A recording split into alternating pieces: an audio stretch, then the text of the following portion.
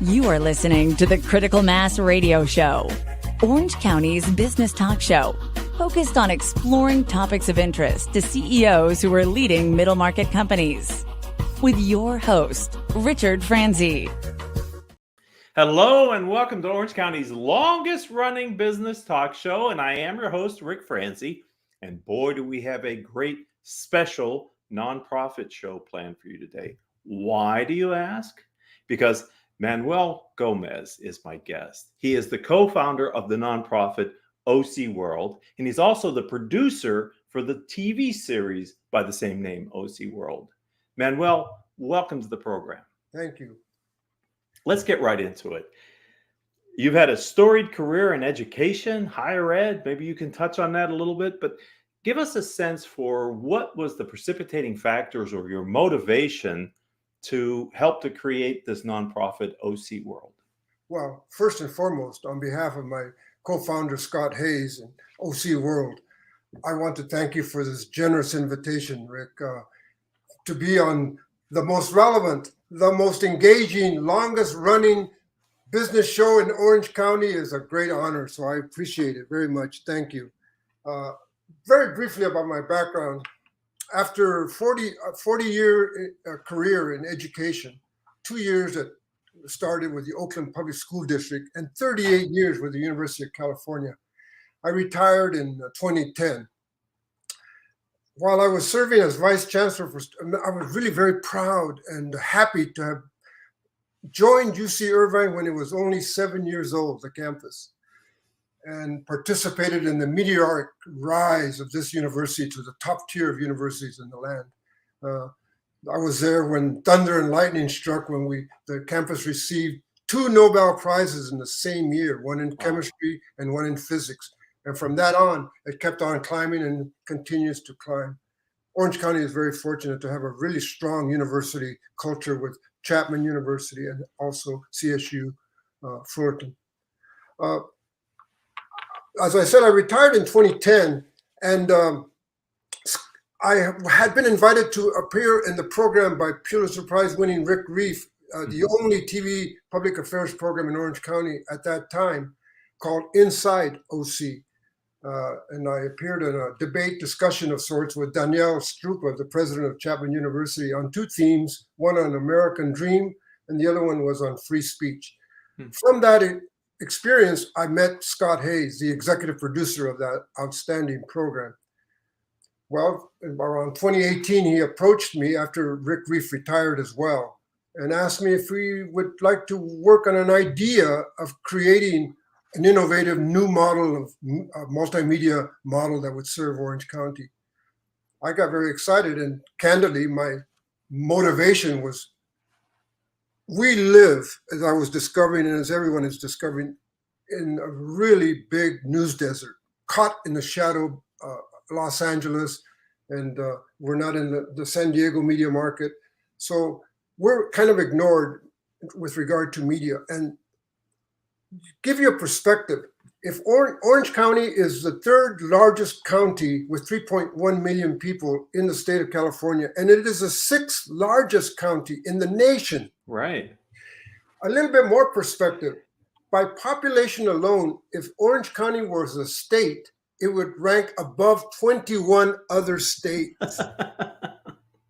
One more little point of perspective. The state of Kansas, which is ranked 36 with 2.9 million people, has 36 television stations across the state, independent, good television stations, and over 50 full print newspapers across the cities of the state.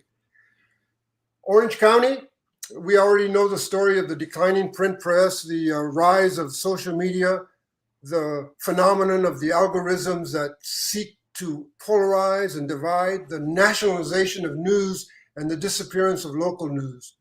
My motivation was to address that news desert in Orange County and create OC World. We are now the only TV public affairs station program based in Orange County as we speak. Yeah, that is, I echo your desire to create more media in Orange County. I like your term, a desert. It is a media desert here. And so That's why we've been doing this podcast for as long as we do, because there are so many great Orange County-based entrepreneurs and nonprofits that unfortunately can't get media coverage just because of the lack of media to cover them. So we try to do our small part here on the program. Let's talk about the mission of OC World. Can you share with us the vision of the nonprofit and the mission of the program? We are an innovative model, a nonprofit emerging. This is a model that is emerging in other local communities as the press declines, the weeklies decline. It's a brand new kind of model to develop. And we also are supported by a fiscal sponsor, Charitable Ventures. But our mantras for our mission has been common values, shared narratives. We respect all of our guests, and while at the same time being responsible to our viewers. In more prosaic terms, our mission is to provide viewers with factual information, compelling stories that we are able to learn more about our neighbors and our diverse communities in Orange County. And we want to provide all Southern California residents who see our programs with better information and an opportunity to make more informed decisions. The relationship between journalism and democracy is well established. It's a foundation. It's a First Amendment, yes. Freedom of the press. If it is not a vibrant, ongoing process, our democracy is weakened as a consequence. That's a big statement, but it's certainly evidenced in the current moment where we see polarization and national news dominating at the local level, and very little local news that binds and creates unity rather than division within our local communities.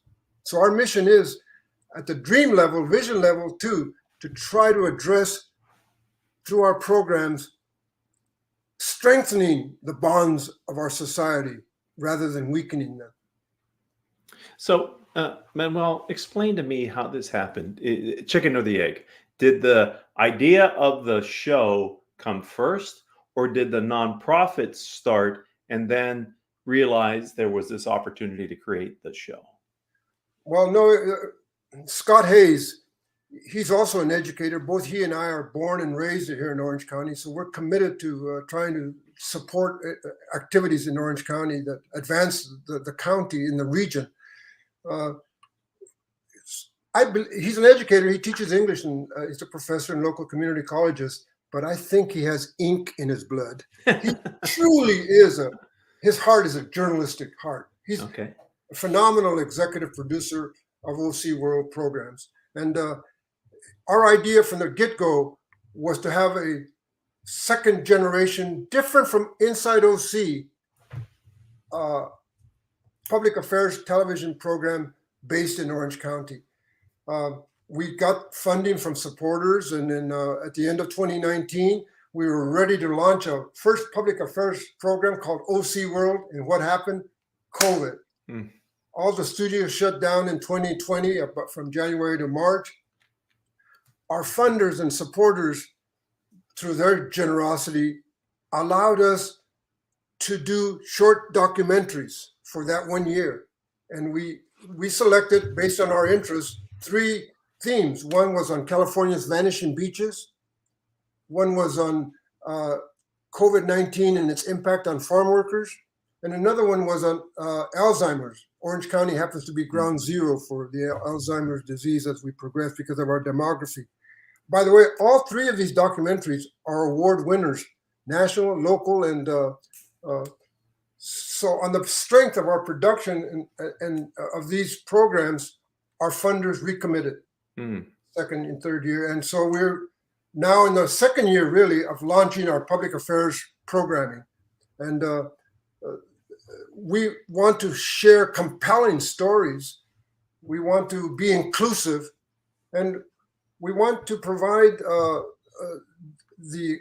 our residents with information that is not going to be viewed as ideologically advocating some bubble audience. Right now, our corporate news is very divided.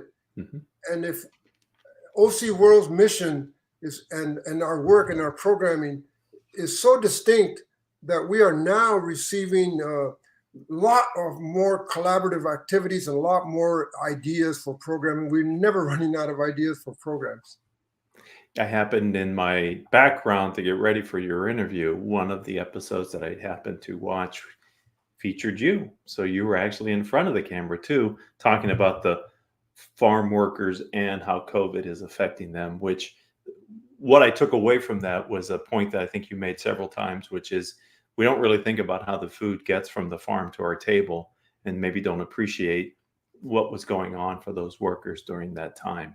And so thank you for bringing that to my attention. I appreciate it. Well, Rick, I found out having at the university when I was working, I was always on the other side. I was always the interviewee, not the interviewer. I found out how challenging it is, far more challenging to be the interviewer than the interviewee.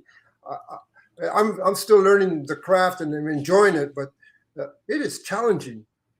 So let's talk about how you pick the content then, because as you said, there's no shortage of content, but you also have to stay true to the mission and stay focused.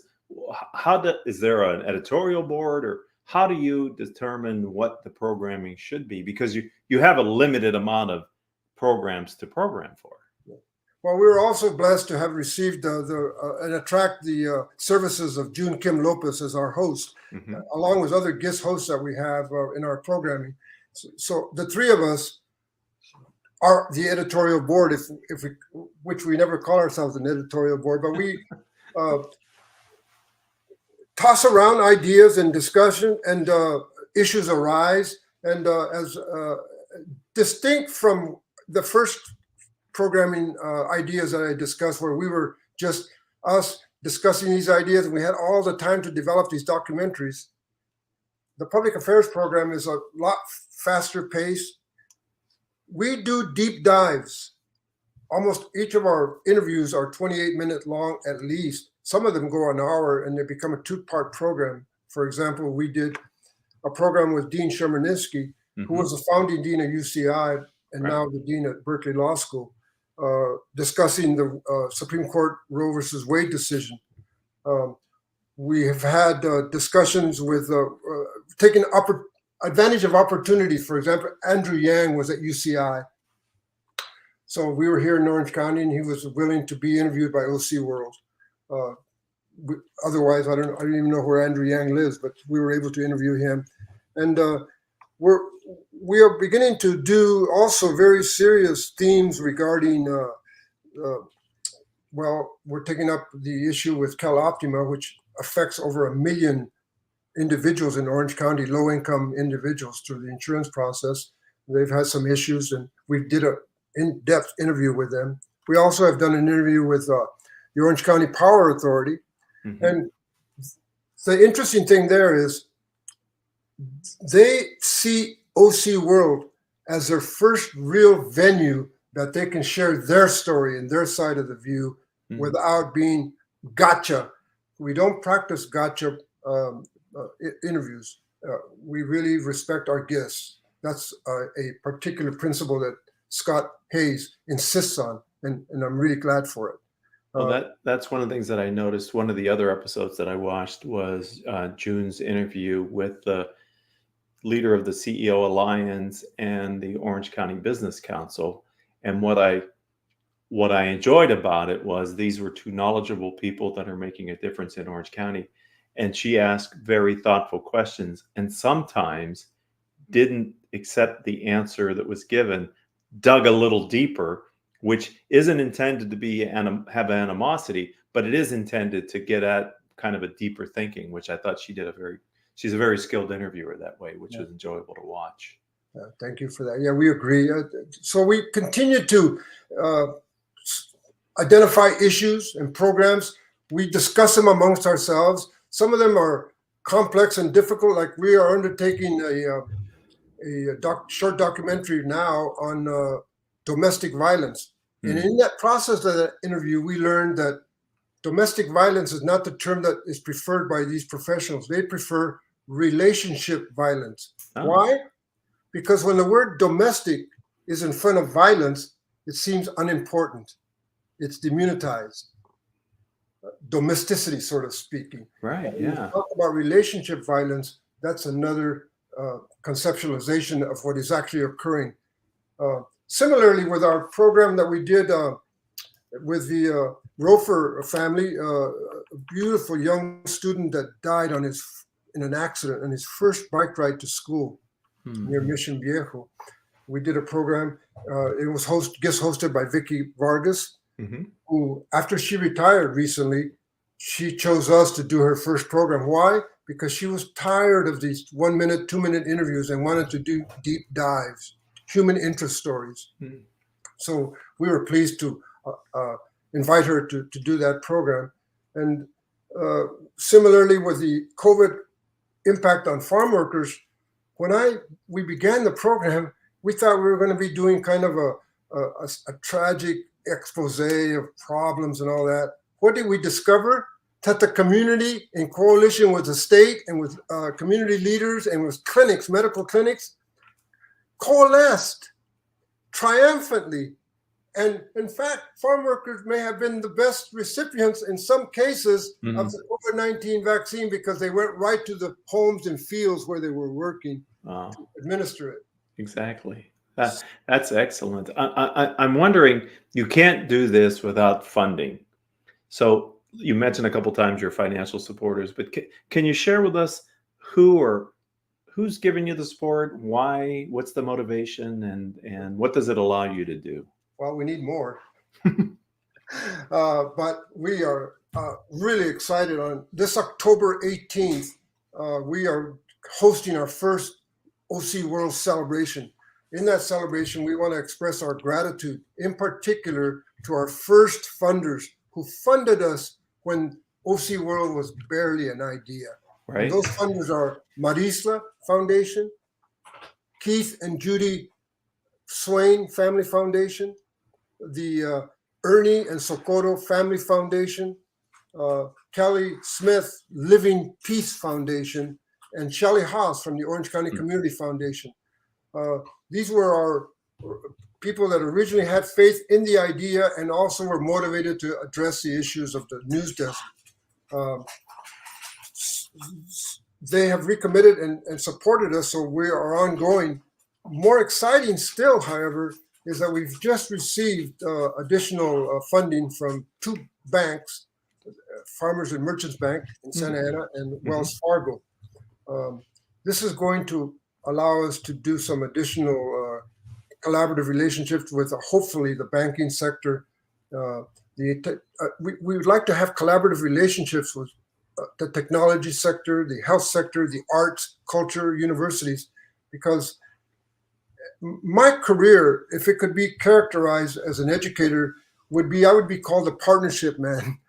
I believed and developed collaborative relationships throughout my career with mostly other educational institutions, but also partnerships for the advancement of learning. We had about a 15-year partnership with the National Science Foundation, for example. We established the Center for Educational Partnerships on the campus, and that created the kind of experience that we are trying to integrate into OC World. We want to have many more collaborative relationships that mutually support each other on specific interests and activities. And we also want to have active partnerships that really advance the activities of OC World and the particular organization that would like to coalesce with us.